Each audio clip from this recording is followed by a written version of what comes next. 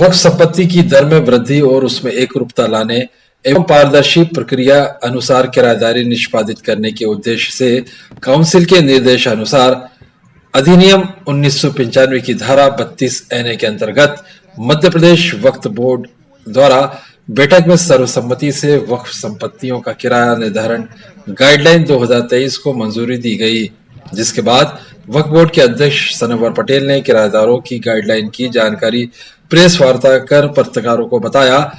उक्त किराया दर निर्धारण गाइडलाइन 2023 को मध्य प्रदेश के बोर्ड के अधीन पंजीकृत लगभग 15,000 वक्फ संपत्तियों पर लागू एवं प्रभावी किए जाने संबंधी सर्वसम्मति की जांच कर किराएदारों से किराया वसूला जाएगा।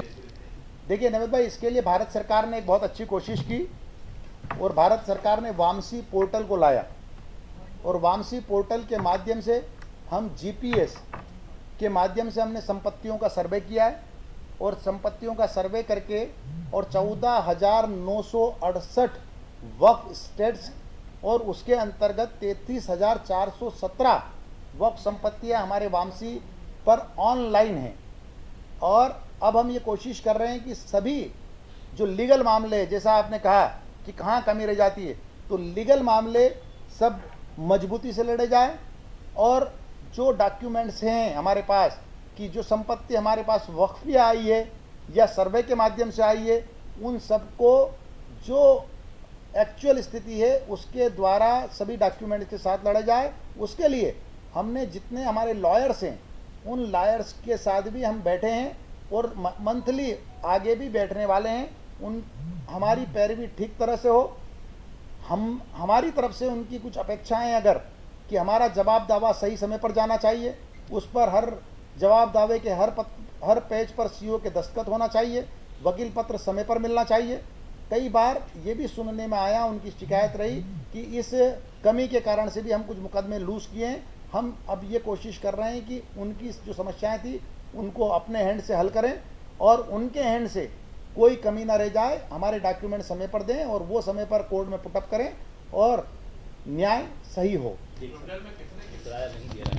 निश्चित रूप से जो लोग किराया नहीं दे रहे हैं उनको यह एक अवसर है कि आप किराया दे दीजिए और अगर आप किराया नहीं देंगे तो फिर कानूनन जो तरीका उसका अपना है वो है ही।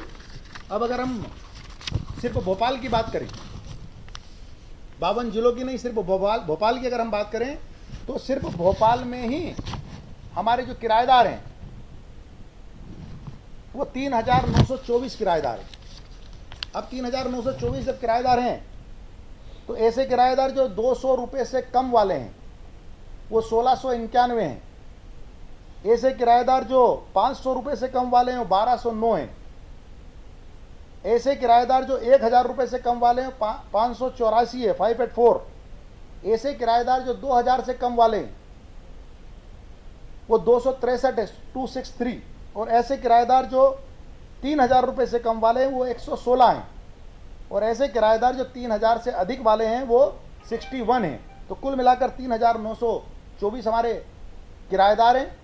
और मुझे लगता है कि ये 1 रुपये से लगाकर जो 200 रुपये वाले हैं वो सर्वाधिक संख्या 1,691 और जो 201 से 500 रुपये वाले हैं वो 1,209। मतलब 3,924 में से लगभग 3,000 किराएदार 500 रुपये से कम वाले हैं। तो ऐसे सारे किराएदार, इनसे एक रेशो में हम अपनी किराएदारी बढ़ा सकें, उसी के लिए सारी मशक्क़त है। वक्फ बोर्ड की आय बढ़ सके उसी के लिए मशक्क़त है। और उसके लिए हमने एक टेबल, हमारे सीईओ साहब ने एक कमेटी बनाई। उस कमेटी ने जो तमाम जगह पर देश भर में अध्ययन करने हमारे लोग गए थे, हमारे अधिकारी गए थे, कुछ जो केरला गए थे, कुछ लोग हरियाणा गए थे, अन्य प्रांतों में गए थे। तो तुलनात्मक अध्ययन करके हमने एक टेबल बनाई और उस टेबल के साथ हमने वेबसाइट के माध्यम से और अखबारों के माध्यम से दावे आपत्ति बुलाए, उसको बोर्ड में रखा और बोर्ड में रखकर और यह किराया अनुबंध जो लोग किराया नहीं दे रहे हैं सिर्फ उन पर लागू करने के लिए यह बनाया है। और इसका जो रूपक है, इसकी जो तैयारी है वो इस प्रकार से बनाई है कि जो 1 रुपये से 200 रुपये दे रहे हैं जो किराएदार, उनको हम स्क्वायर फीट से